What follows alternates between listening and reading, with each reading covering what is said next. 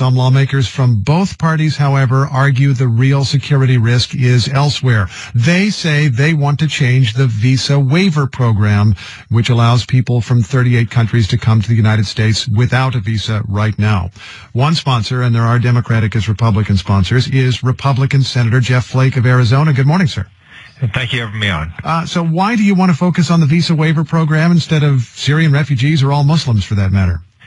Well, obviously, we want to make sure that all of our programs that allow people to come into the country are sound and that there's thorough vetting. But it just strikes me that if you list those programs and you know, in order of vulnerability, Visa Waiver is much closer to the top than, say, the refugee program. So you think you're going where the security threat is because that allows people from Europe to travel fairly freely to the United States, for example? You bet. When you look at the Paris attacks and realize that most of those involved, if not all of those involved, had European passports and could, unless they were on some other list, travel freely to the United States for up to 90 days, then you think maybe we ought to tighten this program. Of course, the problem there is that travel back and forth to Europe is kind of great. It's economically great. People enjoy it. So what do you want to do about that? Well, you bet. I like this program. We've expanded it. We included South Korea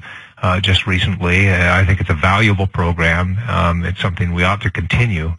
And we ought to strengthen, and we just want to make sure that our partners in this program, 30 of whom are European countries, share information with us, that they move along in terms of having e-passports to make it easier, and ultimately that we do a better job with biometrics as well, not just on the back end as we do now, but on the front end as well. So that's what you're asking? You're going to require more of other countries in terms of intelligence and electronic information? Yes. We do have better cooperation than we have in the past, but still it needs to be improved in some areas, particularly where individuals may have traveled to areas where ISIS is flourishing and may have been with or trained with or affiliated with ISIS. You want better information if someone now living in Europe has traveled to Syria, for example. That's correct. We do have to mention, though, if we think about the attack in San Bernardino instead of the one in Paris, of course, one suspect was U.S.-born. His wife came to the United States on a fiancé visa, completely different from the Visa Waiver Program. Your proposal would not have affected that attack. That's right. Obviously, there are other programs, our asylee programs, other student visas, tourism visas, and others that we need to look at. We want to make sure these are valuable programs, obviously, and we're not to curtail them. And even under what we're talking about, those from Europe would not be barred from coming to the United States at all. It would simply say that the program that we have that waives the requirement for them to obtain a visa, that we want to make sure that is tightened. Senator, we've just got about 30 seconds here, but I want to ask a bottom line question here. Donald Trump's proposal to ban all Muslims for a while from visiting the U.S. has been called un-American and a lot of other things, inconsistent with the freedom of religion.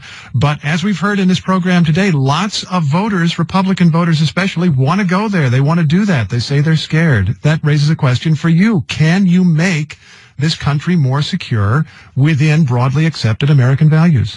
I think we can, and those descriptions of Donald Trump's program, I've used many of them. I do think it's un-American. I don't think it's warranted. I think that it will backfire, but I think we do need to, where we have programs where there are vulnerabilities, we need to address them. Are you willing to say to Americans, just calm down? I'm willing to say yes, that the last thing we need to do is go down the road that Donald Trump is going down. Senator Flake, thanks very much for your time. You bet. Thank you. Arizona Republican Senator Jeff Flake serves on the Senate Foreign Relations Committee.